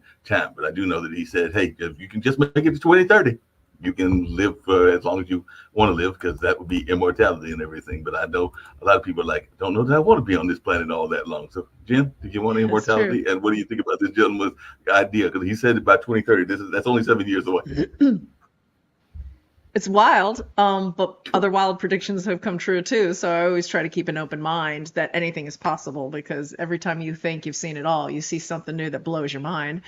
I do know that there has been scientific research, a lot of it on aging and how it works, because there are creatures who will live until something kills them. They will not die of aging. So that exists. Immortality exists in creatures on this planet. We are not one of them. We carry the seeds of our own aging and demise within us. And what you said is, I think, the more poignant fact. If we achieve that capability, that it is a choice that people are able to make for themselves, that it is not thrust upon them. That should absolutely be your choice. Yeah, I know we got to wind it down. I'm gonna give you the last word, but I got to give a shout out to one of my good friends who's not feeling well, Joan. So I know you watch it. I love you. We want you to get better. Just stick to, your rehab. You had a little fall there, but, you made out of stone. You're the strongest person on the planet. So, Joan, I hope you feel better. And I'm sending you, Funk from the Front Seat, all our positive vibes, all our love. And my audience, we're going to send all of that wave to you. And you're going to be back on your feet in time to do some pickleball. So you feel better, Joe. Know that we love you, man. Mark, it's been a blast as always. I'm going to give Jen the last word, man, and we get ready to get out of here and continue this beautiful day. Yeah. I don't know what he wants me to say, but I'll recap. I'll go bracket this right back at the beginning. If you're treading water, if that's what you need to do, do it. Hang in there. And that's what Zach just said. A lot of us just have to hang in there right now. Forgive yourself for that. You don't have to be sprinting right now. You can just be just keeping your head above water right now. That's okay. Give yourself that grace, and don't let that hope die. Y'all heard it here first. Funk from the front seat. We're going to end with that. Don't let that hope die. You guys been a great audience. We're changing our format a little bit. You'll see some different backgrounds until I move. So you'll just hang in there because you know the funk from the front seat. You know how we always roll. Next week, our special guest is going to be Kevin Harrington, and he's going to be bringing the heat. Nappyhead Funk Army's back in the studio starting tomorrow. So I'm going to be working on some new stuff for you. Don't forget, Flag on the Funk on all your major platforms. Came out a month ago. Is getting really, really nice responses and support. So I appreciate you guys. Thank you for following us and, keeping us alive. I'm going to end today with something special for my peeps up in Ohio, Bootsy and Patty and all the people around the world. You know that I love you. And Brenda, you feel better up there. Everybody in New York, New Jersey, Tokyo, Annyeonghaseyo. Y'all know how I feel. I love everybody around the world. Please stay tuned. Watch us, Funk from the Front Seat, every Saturday, 12 p.m. Eastern Standard Time, 9 on The Grind TV. Y'all have a beautiful day. Jen, you've been an awesome guest. Thank you, thank you, thank you a million times over. I can't wait to have you come back because we got to finish going down this rabbit hole. We're going to go all the way to the bottom. That's right. To the bottom. That's where we're going to bottom go. Before you we are going to get to Nirvana. We're going to talk to God. We're going to find heaven. We're going to get all of that stuff rolled into one because we really are about love on this planet. That's what it's about. That's what Jesus was trying to teach everybody. He taught outside. He was the first homeschooler, technically. Homeschooling people. You know what I'm saying? So he was like, yo, light up, whatever. Y'all come over here, and I'm going to teach you some stuff that you're going to need to know. You know what I'm saying? As I went down, I'm sure of it. It's like people just need to pay attention. It's not that hard to live on this planet. It's all about love, y'all. I'll see y'all next time. Peace. It's however you feel, but you just have to fit it between that space, that little space that you got, which is one. One. And then you would try to fit your different notes, but you felt in between it like, and that's the funk. And you can change that. And that's the funk. And you can change that.